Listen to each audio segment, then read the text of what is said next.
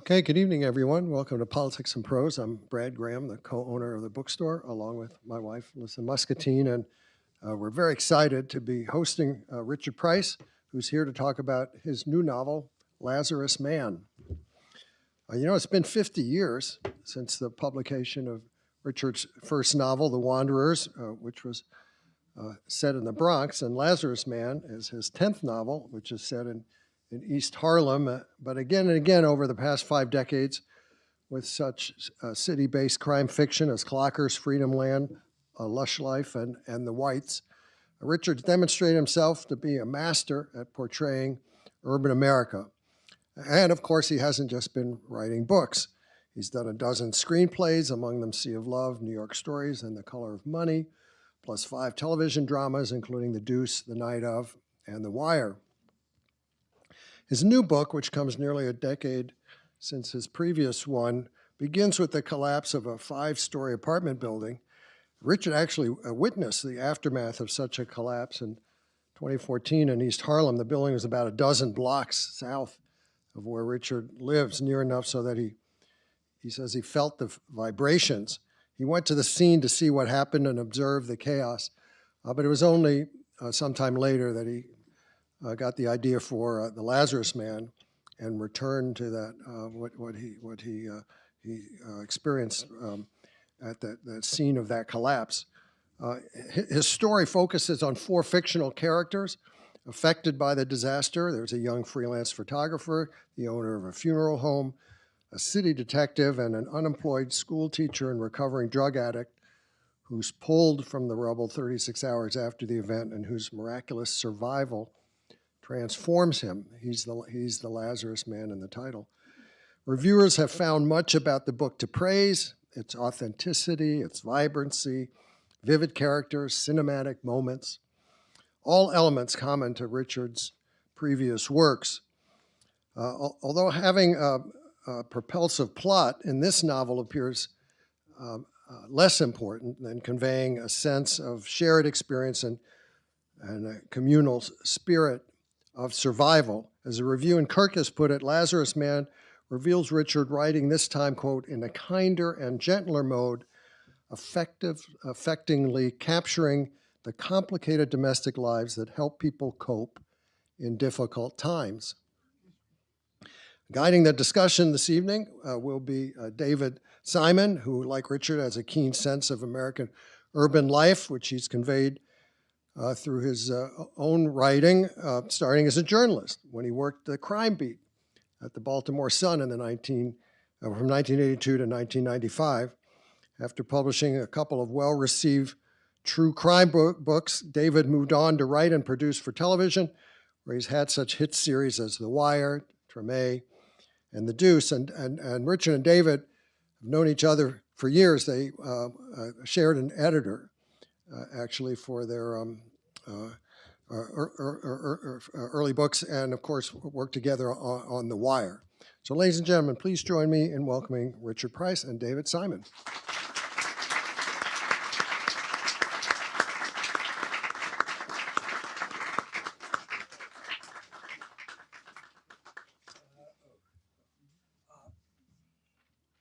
I can't read and hold the mic at the same time. Sure, you can if you want. I don't want to. No, I know. No, I thought you would read up from over here. No. Yeah. You can walk and chew gum. Oh, sorry. What a prima donna. Hey, Dave, how you doing? Wow. I did my first reading here like 1992, a couple of times. And here I am. So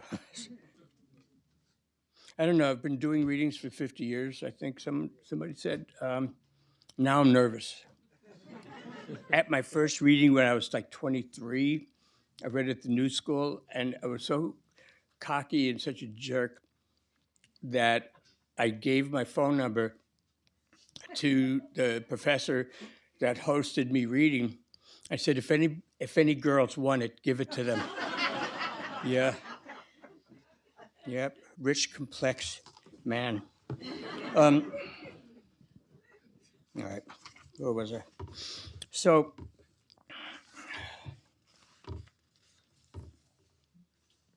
Okay. So basically, the first part, there's an explosion of a building just implodes on itself in East Harlem. And there are, as was said, there are four main characters who, because of their jobs or where they live, have to be there in the post-collapse. And then they go on with their lives after that and how the collapse has affected their lives. So the first section is all four characters are having their day and they hear the explosion. That's the punchline.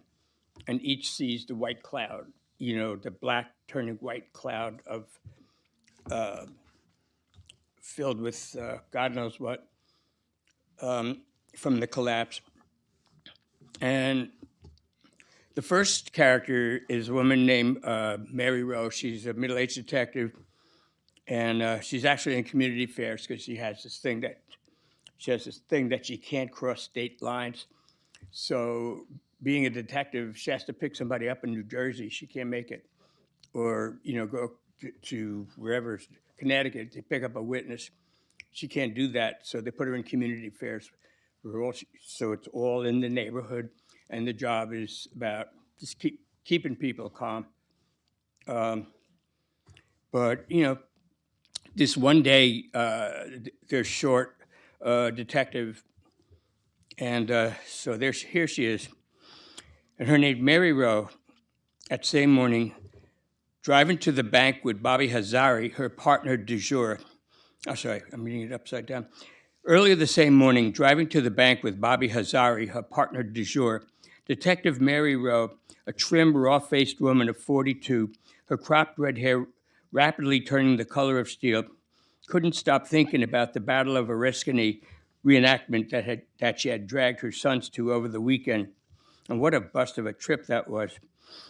She thought they'd go for all the throwback redcoat uniforms, the musket fire, the whooping war-painted Iroquois and Mohawks swinging their war clubs and hatchets as the Loyalists and Patriots closed in on each other. She liked it well enough, but the kids were so pissed, exhausted from being dragged for 4.5 hours just to watch a fake fight, that she had to up their allowances to even get them out of the car.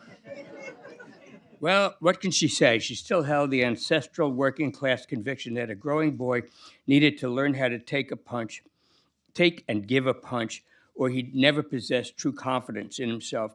And by left-handed corollary, that there was nothing wrong with the same boy coming to a girl's door with a bunch of flowers.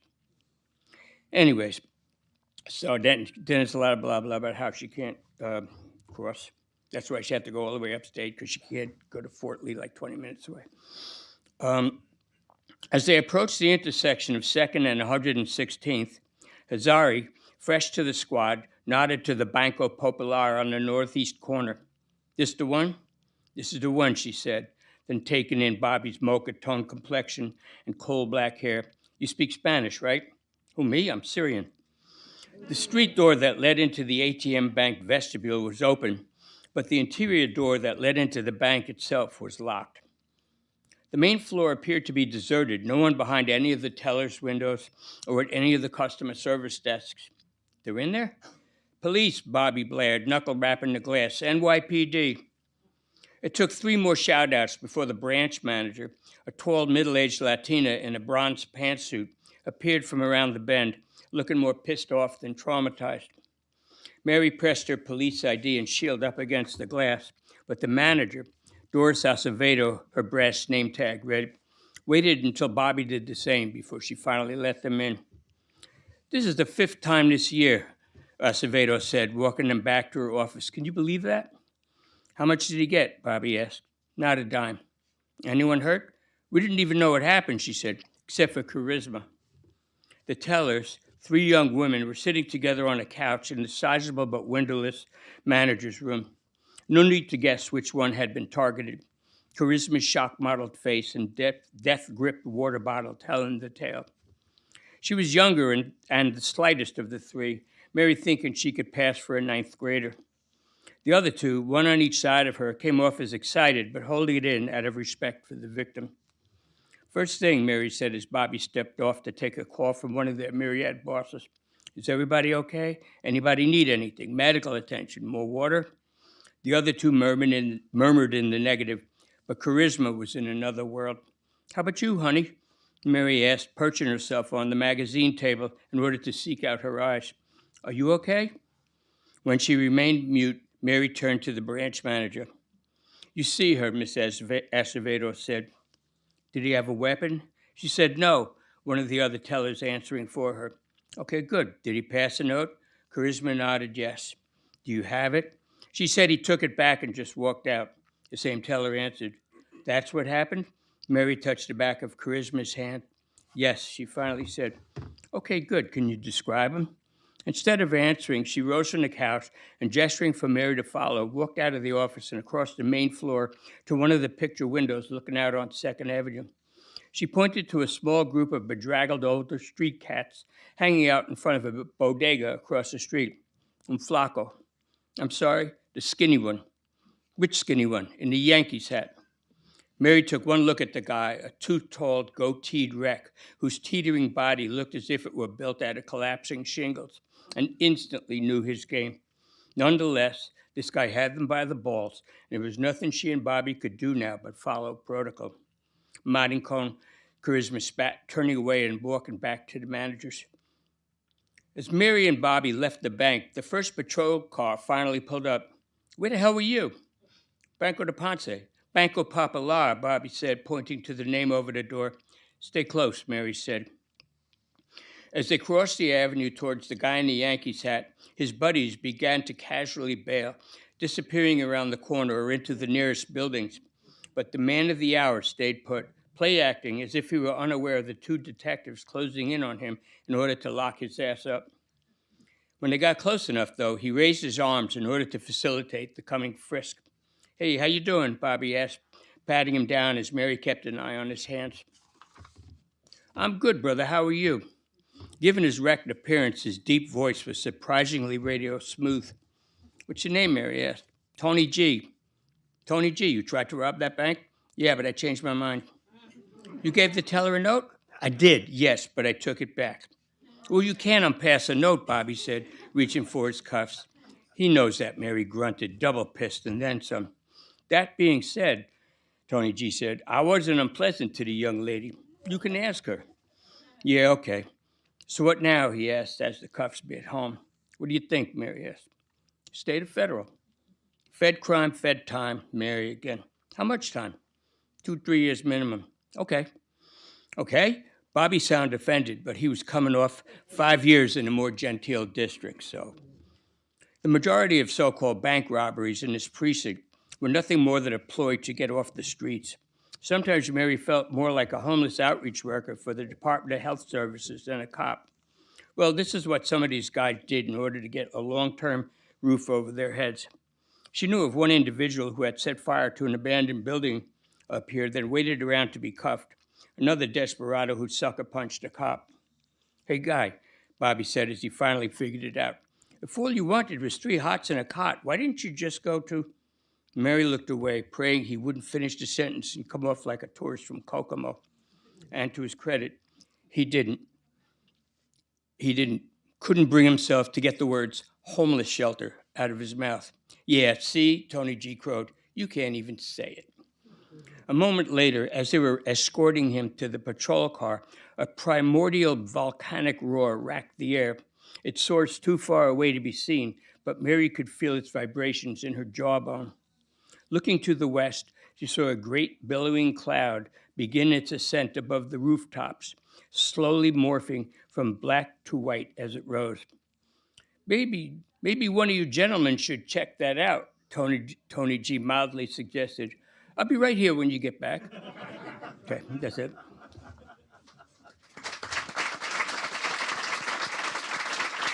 Well.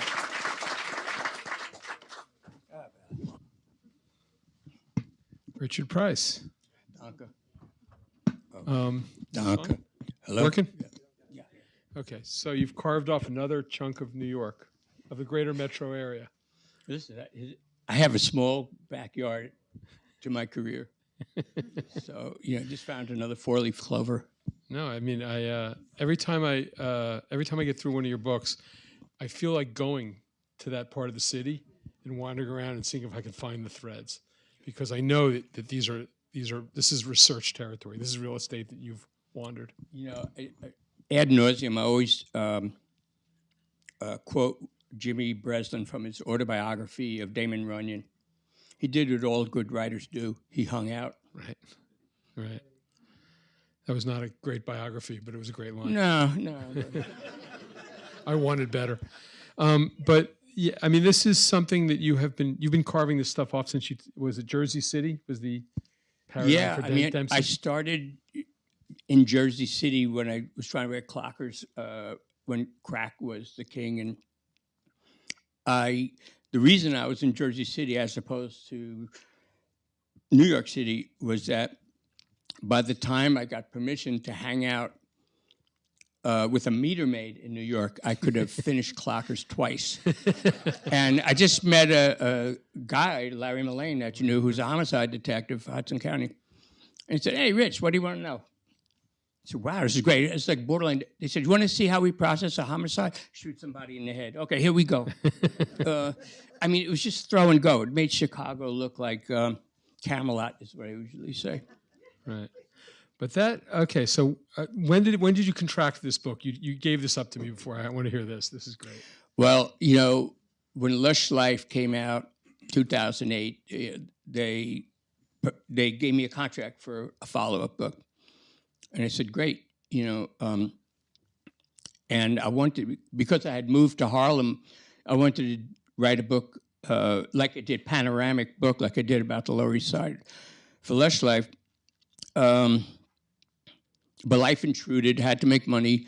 Plus, you can't just move to a new place and let your eyes go popping out of your head. And you can't write wow, like every word.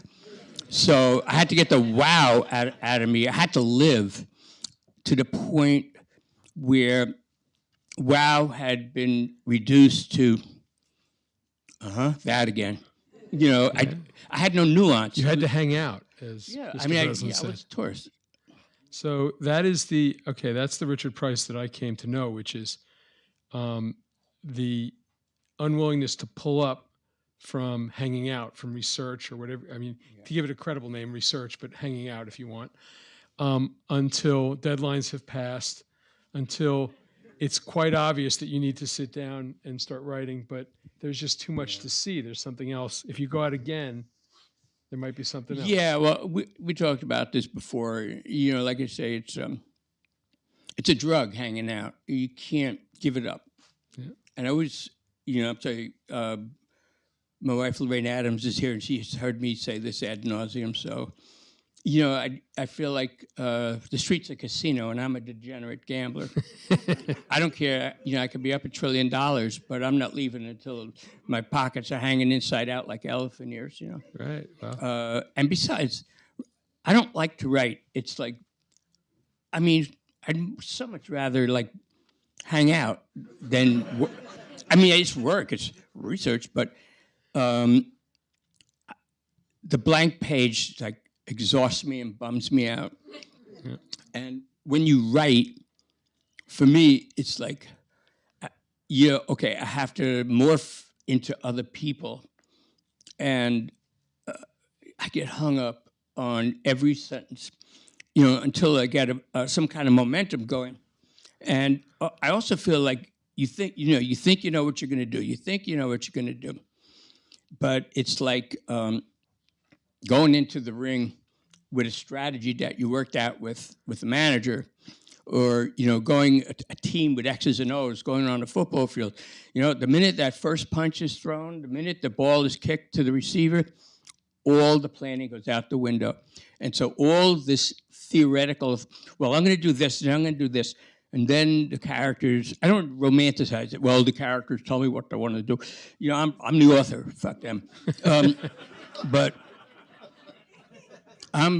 But it is like, once I realize the character does this because it feels right, then it's like, well, if they're going to do this, then they can't do that, what I planned.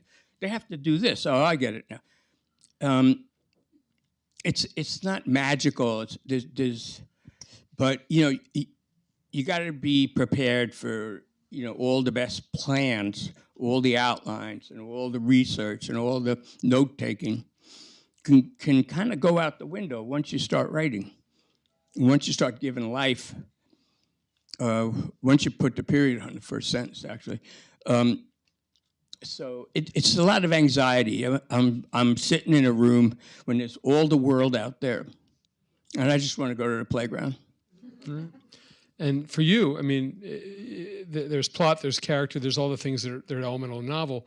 But for you, it's also granular down to dialogue. I mean, I've seen your eyes light up when you hear a snatch of something. You're going like that, and so you might go out for a whole night riding around or wandering around, and you might come back with a notepad that's got some stuff in it, but there might be 2 winners in there that you feel like, well, not only that, but you take notes. I got to get this down. I got to get that down. But more or less, you got a big pile of notebooks. And then when you start writing, you don't even open them notebooks. They're just talismans to give you confidence. Because whatever's worth remembering, you will remember. Right. You don't have to say, well, what did that guy Martine say? It was a really good one. And yeah, I mean, it's just... Yeah, I'll tell a story on Richard now, which is... You're going to tell the story. Yeah, you know the story.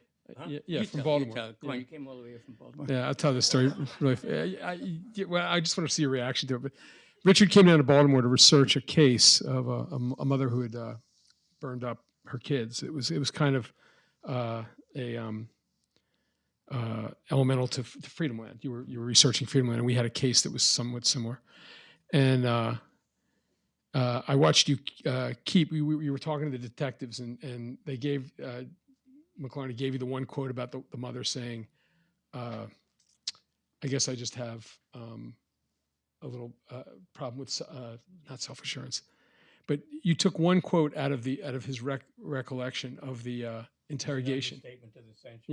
Yeah, it was a really dry. It was like she just burned up her kids, and she just gave a bland, sort of sociological.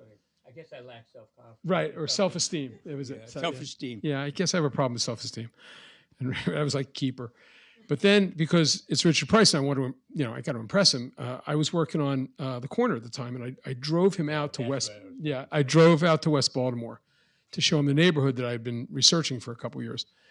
And sure enough, I found one of my main characters, a fellow named Gary McCullough, who was out on the street, and he was very high. Yeah, he was very high, and he was. I think he had just copped, and so he jumped in the back of the car, and we were driving around, and we're talking to Gary, and Gary is he's had a little bit of poetry to the way he talked, and at some point he used a phrase. He said, I said something, and I made him laugh, and he said, "Oh man, you are an apple scrapple." See, I remember that differently, but I thought he was laying in the hospital bed. He was a steerer, and his palms were like catcher's mitts. That was Fat Kurt. Yeah, that was somebody else. Another guy. Night. No, it was Gary who said the apple scrapple. Anyway, Gary. 3 blocks later, Gary is on a mission, and he pops out of the car, and the door is not closed before you turned to me in the passenger seat and said, "That's a keeper." Yeah. Well, and I thought, I have a variation on that, which is I thought there was a guy that we visited in the hospital, and he worked as a steerer for some crew. Yeah, that was Fat and Kurt. He had swollen hands, from shooting up in his hands, and he probably had AIDS, but he didn't know. We didn't know. At some point, I thought he used the word apple scrapple. And when he said that, it was like with me and David, it was like a Western. We were looking at each other, with fingers twitching. Who's going to use that word? Who's got a book coming out first? Because that guy just got apple scrapple, and the other guy's shit out of luck. Yeah. Yeah, I mean, the acquisition is incredibly repertorial. But as you say, it's giving confidence, and you don't have to open the notepad. You just have to have it. It's visual reassurance, right? But it's also the thing is you can go out there and you can copiously write, and I mean you could be. Why don't you just turn yourself into a tape recorder, and the tape recorder is the author, right?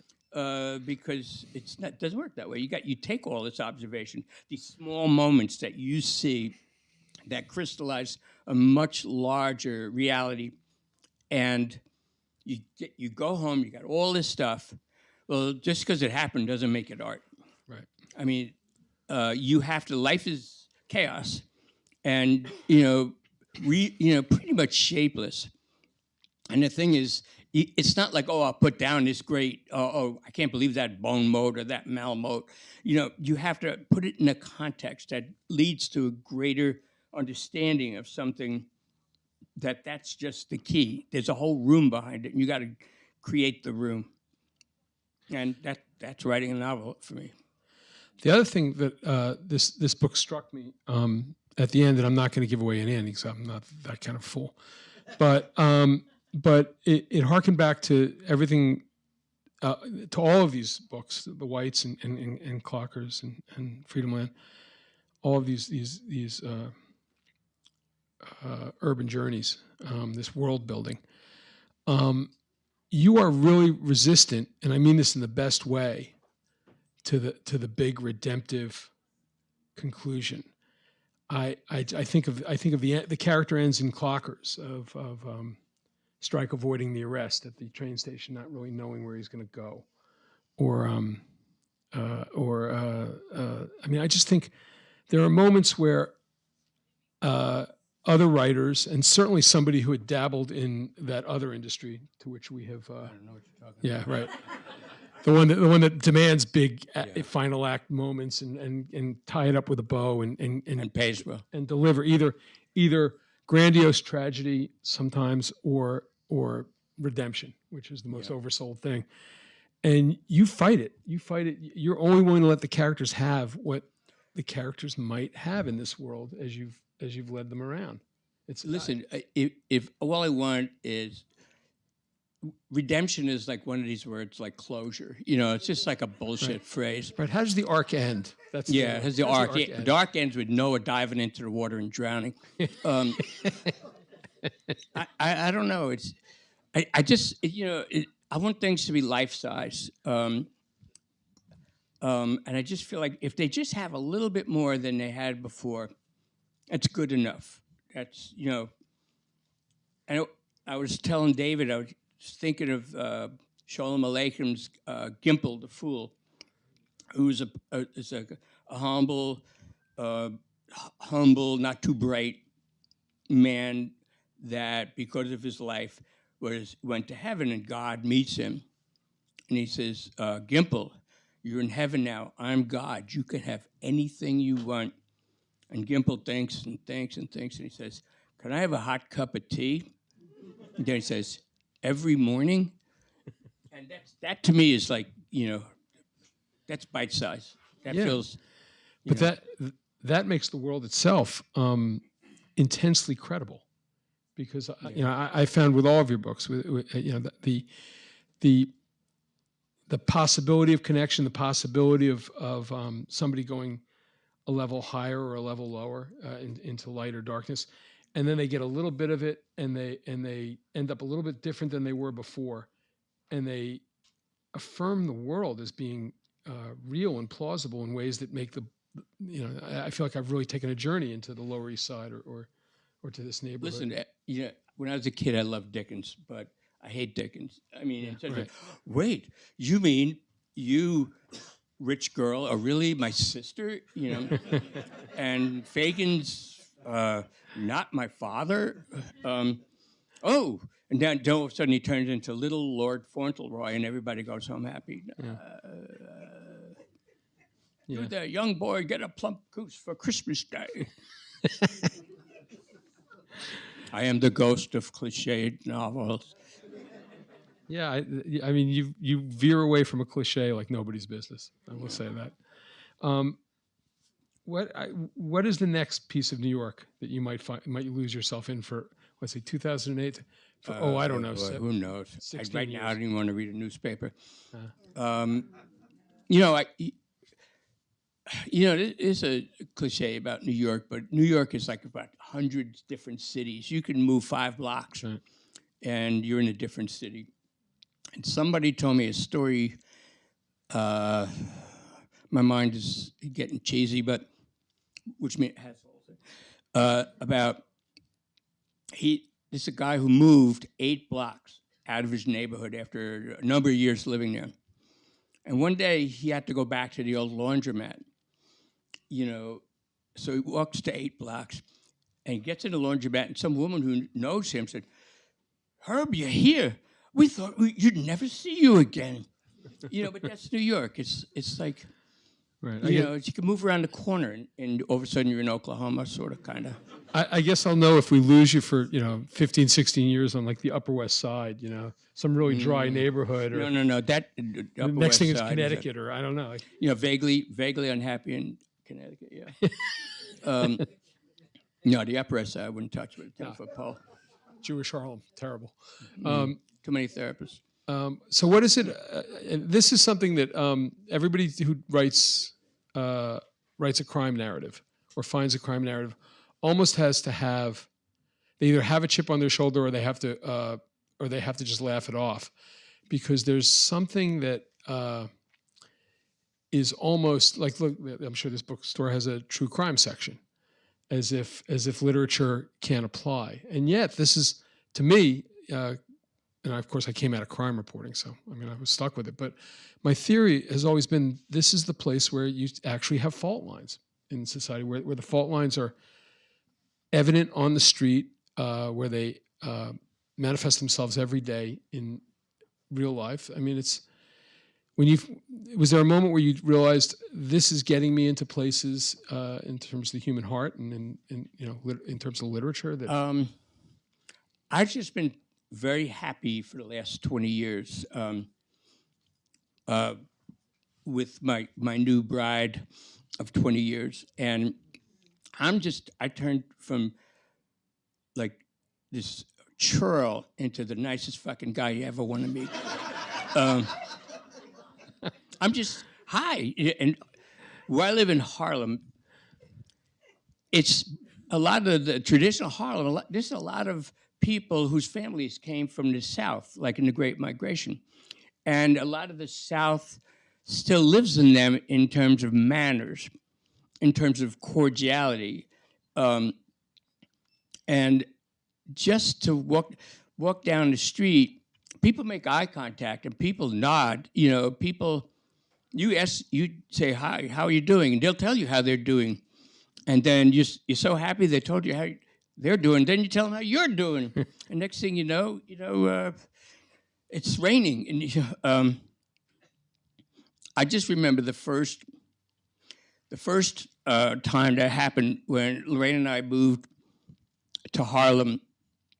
It was like 2008, and we lived in various downtown environments. And so, people say stuff, and you just keep walking. You keep that face. We are showroom dummies. And there's this woman there that was kind of like a panhandler on the corner, and she looked at us and she said, "Good morning," and we just kept walking. And then she said, like a klaxon brass trumpet orchestra, "You're supposed to say good morning," and we both like. Like 3 feet in the air, turned around and said, "Oh, good morning, how are you?" And it was like, look, this we're people, you be a people too. And I loved that, because I had all this goodwill in me, and I just had to get, Gramercy Park out of my life a little bit. I had the same bite of the apple in New Orleans. Yeah, I realized you have to stop and say hello to everybody. Yep. Very different. So you, 2008, you're kind of part of the change that happened in Harlem. At the same time, You say that. at the same time, are you now watching things and saying, "I wish it would stop"? Like this new element up here, with the twin baby carriages, Japanese twin baby carriages, and people talking Swedish. It's like, what happened to this neighborhood? You want to be the old guard now? I am the old guard. I'm like a Van Rensselaer. I'm like a Dutch New Yorker. I'm a Van Wyck or Vanderbilt. No, it's just like you see people every day. They see you, and you live there. Yeah. This book felt very different in that it felt as if I was. It felt deeply domestic. I felt I was in the domestic lives of the characters. The police work and the case is evident. It drives, you know, there's a journey to knowing what happened, you know, to what the mystery is. But I felt like this is your most this was a journey into the domestic lives of um, almost every character in ways. Yeah, I mean, I think earlier I had a lot of anxiety about, you know, I got to blow everybody's mind away with how rock'em sock'em this book's going to be. And that's kind of went out the window for me because I was happy. You know, I didn't wake up, you know, grinding my teeth. You know, I wasn't driving along and all of a sudden I'm saying fuck you to somebody who said something to me 14 years earlier. It was happy. I just felt like, you know, I just felt more like a human, you know, and I wanted to write human-sized things. And, you know, I was just so happy in so many other parts of my life, you know, whether my books were mind-blowing or bland, it wasn't that important to me anymore. And I just wanted to down the down lever and just write about people going about their lives. You know, there's a central catastrophe, but that's almost like dismissed, you know. It's more like, okay, what happens to these people given that they were there on this day?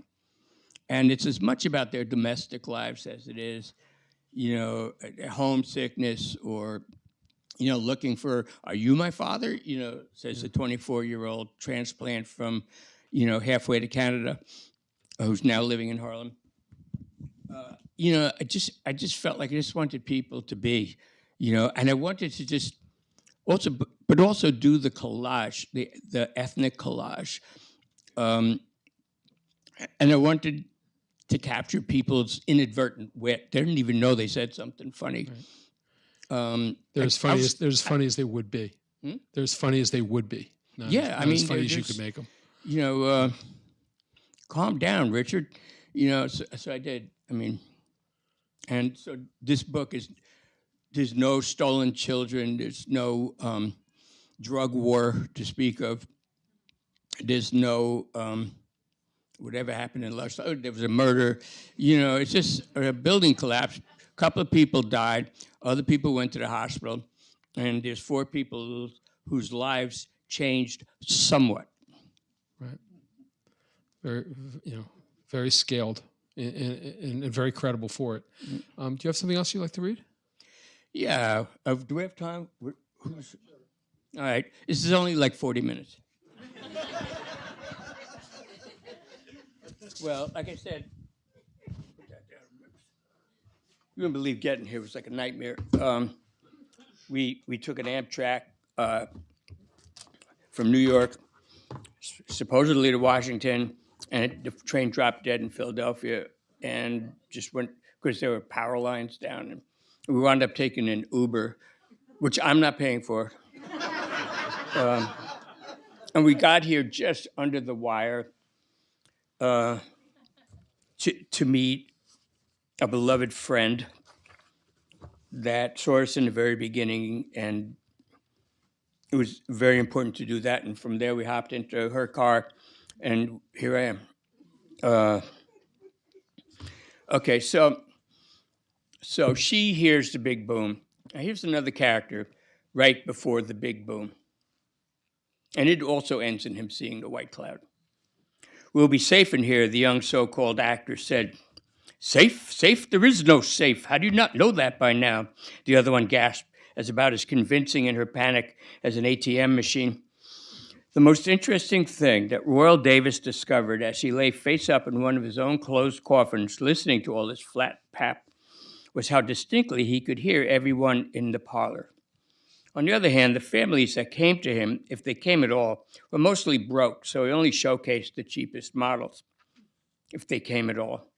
The last person he had buried was his accountant, and that was 2 weeks ago, and only because she received an employee's discount and had paid in advance years ago when his father was still running the show.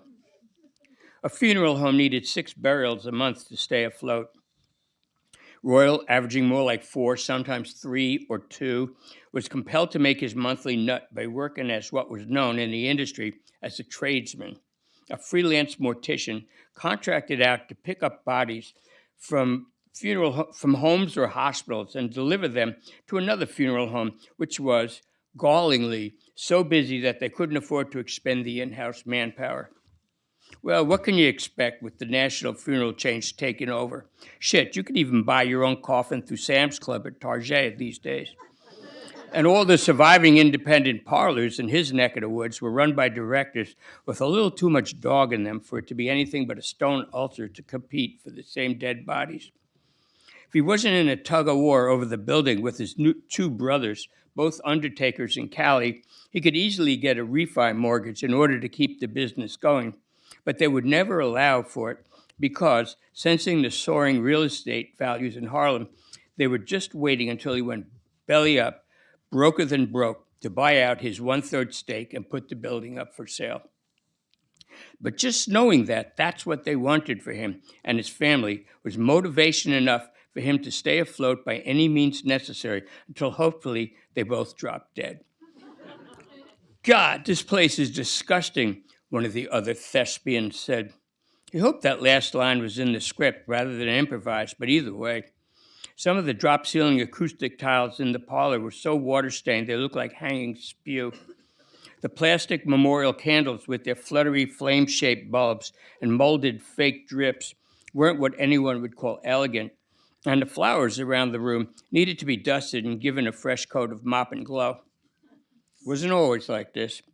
Back in the late 1980s, all through the 90s, and for a few years in the 2000s, when between the crack-fueled violence, the cocaine turf wars, and AIDS, a time when he could count on 3 to 4 bodies a day, and sometimes even had to farm out the overflow to subcontractors, we had relative to now at least, money to burn.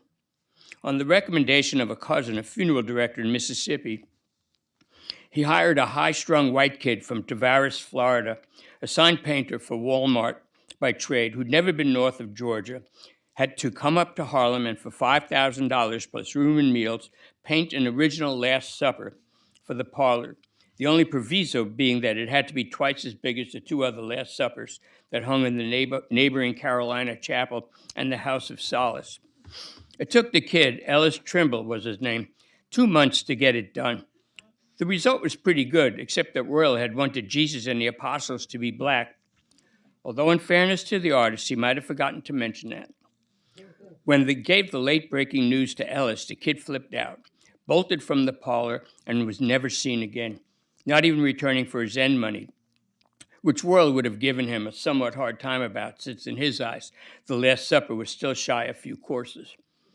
So using the money that Ellis had left on the table, he hired one of his estranged brother's sons, a graffiti artist of some reputation, to redo the faces, which also came out surprisingly well, except that this superstar street artist had forgotten about the apostles' hands, which remained white.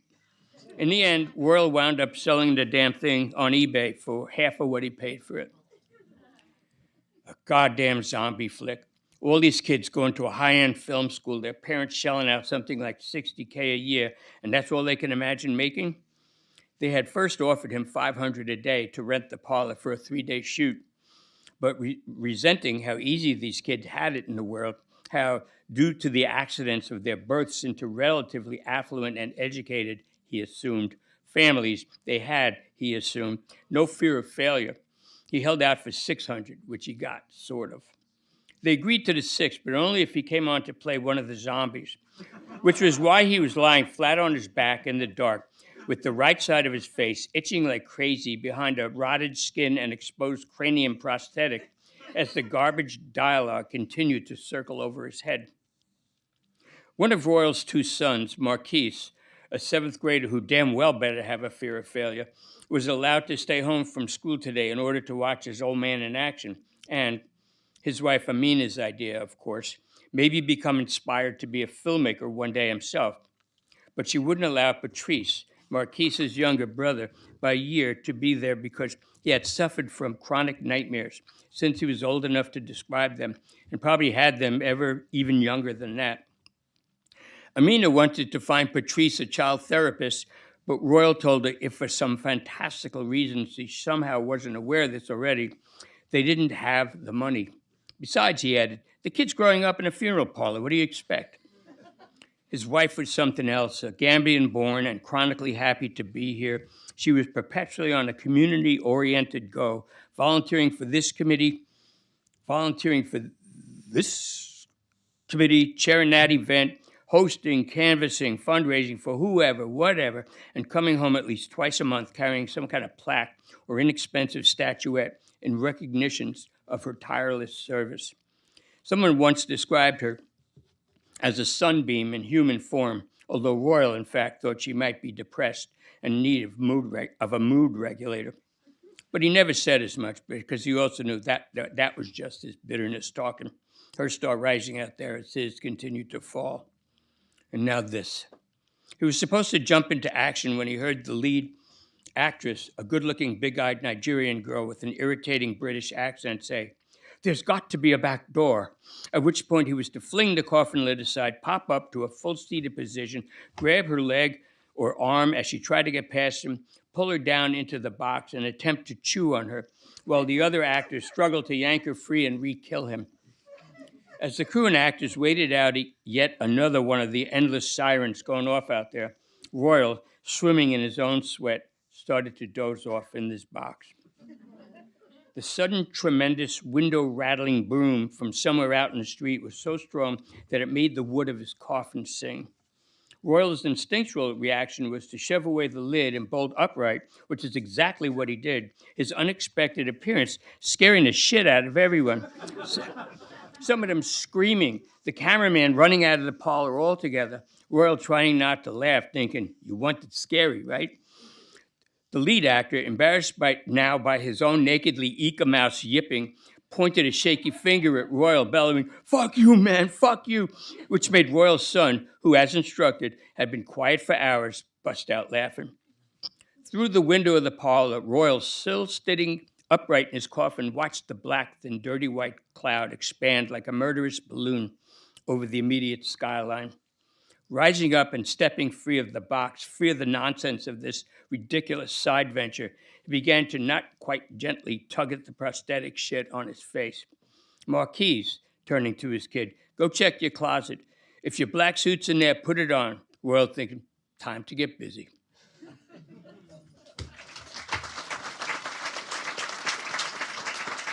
So, just last question is a coda. You totally hung out in a ramshackle Undertaker's. You met a guy. I hung out with Undertaker. You met a guy. Kind of, sort of, but he didn't write this. I did. Yeah. I just want to say I really liked Royal. He was maybe my favorite character. Wonderful guy. Questions? Questions? Listen, I just got to say one thing. When you do the questions, make them questions, not statements. Because a lot of times people get up there and they just say, what I believe, just if you have a question, ask a question. Please go to the microphone.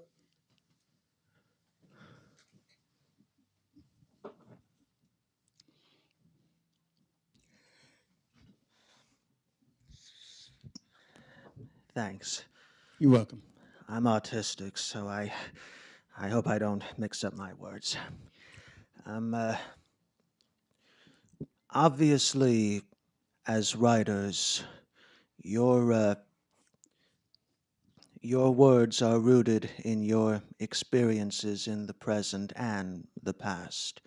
But when you do write, and you find your characters going on certain trajectories, I think this question could apply to both of you gentlemen. Do you ever feel like it gives you insight into what the future may hold for the world as you understand it? And if it does, how do you toe the line between hope, as in Barack Obama's Audacity of Hope, and despair, as in David Simon's former blog, I don't know which, The Audacity of Despair? Thank you for the question. I just feel like I feel like just simple humanism, making people recognize the things that they have in common. I'm not, like the United Nations incarnate, but I do believe None of us are. they didn't want me as a nation. They wouldn't want me either. Yeah, Madagascar had a thought, but then nah. I just feel like, what can you do? You can just show the humanity that never dies in people and try to capture that in a way that is both surprising and recognizable to the reader.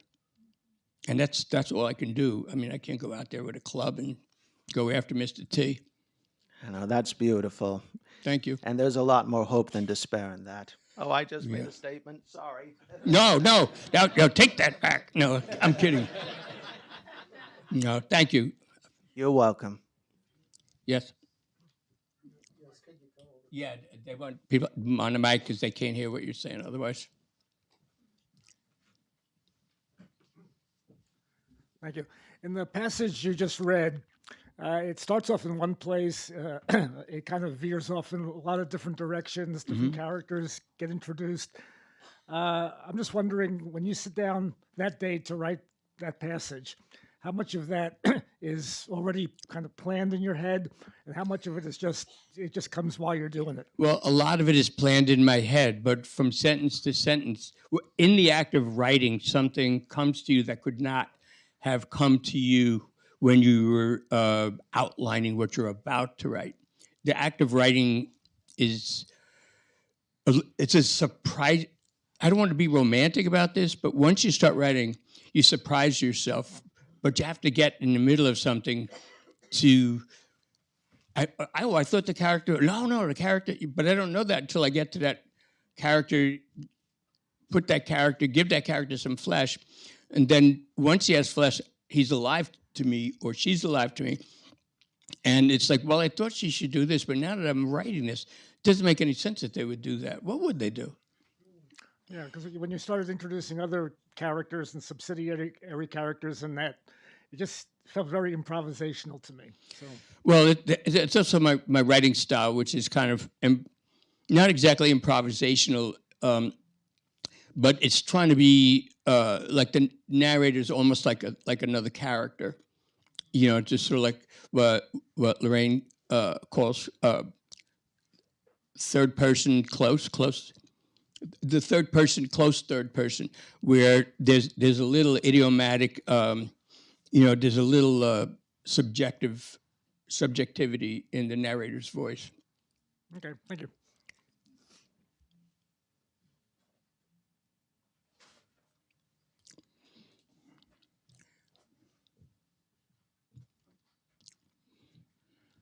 Yeah.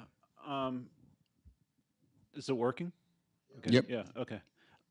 So both of you are writing several characters in everything you do who come from extremely different cultural backgrounds and all speak in, I guess, what we would call different dialects of the American language. Mm-hmm. And I guess my question's a two-parter. That's okay. The first is, do you either have consultants or either of you work with consultants to make sure you get, say, sentence structure correct or anything like that? And the second is there ever any nervousness or any voice in the back of your head of writing in a dialect that isn't necessarily the one that you grew up with? Do you want to answer first? Okay. I think probably I had the most fear when I came out with Corner as a book, because it was a whole 600-page tome, and it was I'd say it was a 99% African American neighborhood in West Baltimore, and we were following the people there. I didn't have any fear of the actual dialogue. I mean, I followed people for 3 years, and before then I'd been a newspaper reporter in that city. It's like, if you're going to cover Baltimore, and whether you're white or you better learn to listen to people. And I knew I had a pretty good ear, and I got to follow those particular characters. But there was a point at which I thought, politically, somebody could come without even opening the book and stomp all over me. There's a presumption that is there. It's, I saw an interview with Richard where he was asked, I think it was after Clockers or Friedman, I'm not sure, but you were like, look, this was a story that I wanted to tell, and I just didn't want anything. I wanted to tell it. And so it was like, the journey is to the story. I'll say, if you try it and you don't hear the voices, like if I didn't know Gary McCullough or DeAndre McCullough, if I didn't know them, I can still hear them today. If I hadn't spent the hours and you fall on your ass, then you really fall on your ass. So the stakes are raised a little bit, but the process is, go out, listen, attend, and, do. I mean, they're at some point you have to have faith in your own ability to hear and listen and attend. Yeah, I mean, in terms of consultants, it's not, I might ask people who have done the jobs that I want to write about. Well, I have questions for them because I don't want to sound like somebody who doesn't know what they're talking about. But that's different than, street veracity, like David said, you pay attention. And listen, there's also a lot, over the last couple of years, there's been a lot of political tension about authorship when the writer is Caucasian and the characters are non-white. But I just feel like, yeah, I mean, everybody has been feeling that. So, you're aware of that and you try to not get pissed off because they're trying to make me sound like I can't write what I want to write. So, I mean, you learn something. You learn about the concept of the white gaze and white assumptions. But that doesn't mean I cannot write about people that are not myself or not my race or not my sex or not my sexual preference. You just make people as three-dimensional as you possibly can. And, don't be a scaredy cat. Yeah, the only consultant place I would imagine is what you're saying about every subworld of cops or pornographers or recon Marines or anything I've written about. I worry about getting the vernacular of the job right. Mm-hmm. Like how does a recon Marine call in close air support? Like make sure the radio calls. That I worry about that way more than I worry about capturing the way the guy spins a sentence. Or am I allowed to write this? Being who I am versus who the character is. Right. Right. Okay. Thank you. Thanks. I'm a great fan of yours, Richard, and you've talked a lot about the shoe leather part of the job. I'm curious, who do you like to read, and who are your heroes? Who are your enthusiasms now, and also when you were younger? When I was much younger, like in the public school system of the Bronx, I mean, basically, your approved reading list is the classics, like Oliver Twist, Dickens Easy, or Dickens Light. You read a Greek play, you read a bit of Shakespeare, you read Silas Marner, you read O.V. Rollvog's Giants of the Earth or whatever, but you don't read about people whose life experience and whose physical world is the same as yours.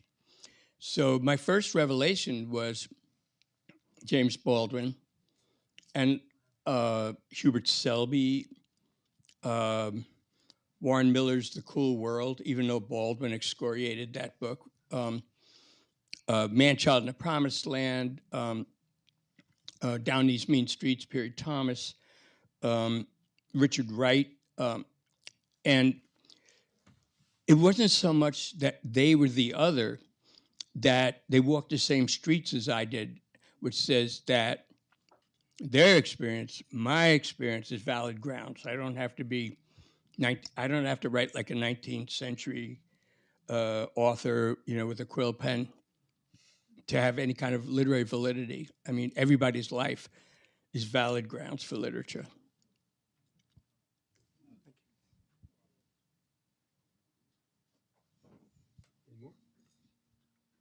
Not all at once. You just had to get updated, didn't you? Hi, do either of you have any artistic regrets?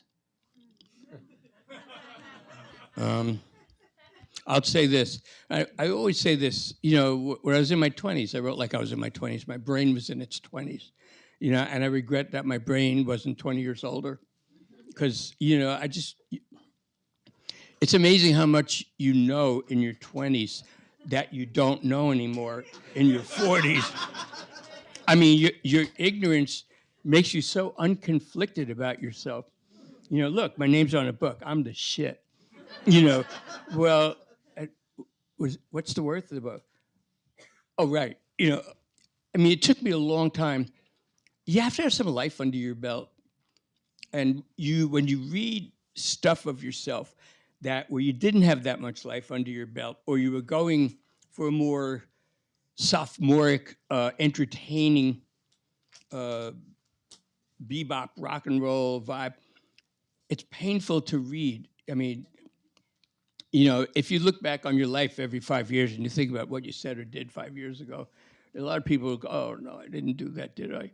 You know, then wait for 5 years from now, you know. But yeah, I wish I was more mature. I wish I had more life under my belt. Thanks. Yeah, I am fortunate in one sense. My 20s are consumed by, you know, writing for a newspaper, and most of the shit that I did that it would appall me right now is buried in the morgue files of the Baltimore Sun, and you'll never find it. Or it was, you know, just that rote newspaper style, 300 bylines a year. So I spent a lot of time not being asked to do the things that Richard was, you know, from The Wanderers on, he's being asked to deliver American novels. And at the time where I was probably at my most callow and you know, chasing the wrong things, I was writing into oblivion. And even the first time I had a chance to write a book, which was Homicide, I took it was a very narrow chase. They put me in a homicide unit in Baltimore, and it's a book about death investigation. It's not, you know, I'm not pontificating on the state of society or you know, humanity. I'm basically telling you, here, they let me into this world. I'm pulling this through the keyhole. This is how they do it. And by the time I hit a book that was like more about people and you know, sort of the how conflicted and how dynamic people are actually in their real lives, which was the corner. I was in my 30s, so I ducked the bullet. You know, but if somebody were to go back and, you know, go through the Baltimore Sun morgue files and find some of my bylines, I'd be apologizing for some of them. That's it. You know, all of you buy books and bring them up here and let him sign every last one, because it's an honest living.